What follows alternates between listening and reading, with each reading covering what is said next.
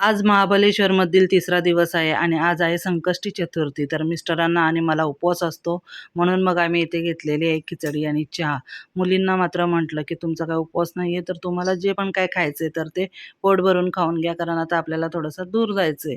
दूर म्हणजे साधारण 22-23 किलोमीटरवरती.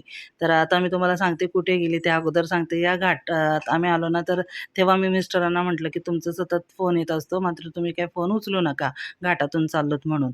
परंतु झालं उलटच. इथे मात्र मिस्टरांना कॉल न येता मलाच कॉल आला होता. तर मी तो उचलला, कारण मी तर गाडी चालवत नाही म्हणून. तर आता इथे आम्ही पोहोचलो आहोत आणि ते ठिकाण तुम्हाला लक्षात आलंच असेल. तर आम्ही आलो आहोत प्रतापगडावरती.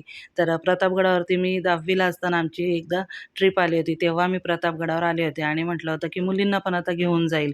तर 2-3 दिवस जर राहिलो महाबळेश्वरमध्ये तर नक्कीच प्रतापगडावर जाऊ आणि झालंही तसंच. तर आता इथे 4वी आणि मी फक्त वरती अजून चढलो. भवानी मातेचं मंदिरात तिथे दर्शन घेतलं. त्यानंतर हस्तकला इथे स्टोअर आहे, तर तिथे गेलं. थोडेसे 1-2 वस्तू घेतल्या ज्या चांगल्या वाटल्या त्या आणि बाहेर निघालो तर समोरच हा दगड दिसला. तर बरेच लोकांनी बघितला पण असेल YouTubeवरती हा व्हिडिओ. तर माझ्या इथे लक्षात आला आणि आजींना बघितल्यावर तर लगेचच लक्षात आलं, हा दगड 200 वर्षापूर्वीचा आहे, त्यांच्या सासूबाईंच्या काळातला. आणि आजी आम्हाला सर्व माहिती पण सांगत होत्या दगडाविषयी. तेव्हा मी ते ताक घेतला पिण्यासाठी आणि मग आजीने आम्हाला बऱ्याचशा अशा माहिती सांगितल्या. तर 10-15 मिनिटं इथं कशी गेले समजलंच नाही. त्यानंतर खाली ओवी आणि तिचे पप्पा बसले होते हॉटेलमध्ये. तर तिथे आल्यानंतर मग मुलींना पुन्हा इथे भजी वगैरे दिले आणि मग आम्ही प्रतापगडावरून येण्यासाठी निघालो. तर तिथे करवंद दिसली तर ते घेतले.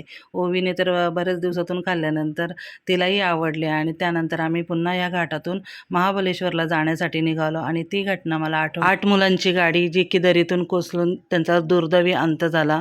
असं होऊ नये त्यासाठी एकच काळजी घ्यायची, की आपल्याला शक्यतो रात्रीचा प्रवास टाळायचा आहे आणि वाहनाचा जो वेग आहे तर तो शक्यतो जेवढा कमी ठेवता येईल तेवढा कमी ठेवायचा आहे. तर आता आम्ही पोचलो आहोत हॉटेलवरती. त्यानंतर आम्ही स्विमिंग पूलमध्ये गेलो. त्यानंतर पुन्हा चहाचा टाईम झाला तर चहा घेतला आणि आज म्हटलं बाहेर आता कुठे न जाता मुलींबरोबरच इथे वेळ घालवायचा आहे. तर इथे हॉटेलमध्ये भरपूर मुलींना खेळता येण्यासारख्या गेम आहेत, तर त्या सर्व खेळत होतो आणि इथे मुलींनी खूप अशी मज्जा केली. त्यानंतर मी देखील इथे झोकाळ्यावर बसली होती आणि मग रूममध्ये गेलो. पुन्हा आराम वगैरे झाला आणि 8-8:30 वाजता उपवास सोडायचा होता. तर आता रात्रीचं जेवण करण्यासाठी गेलो होतो आणि रात्रीचं जेवण पण खूप छान होता.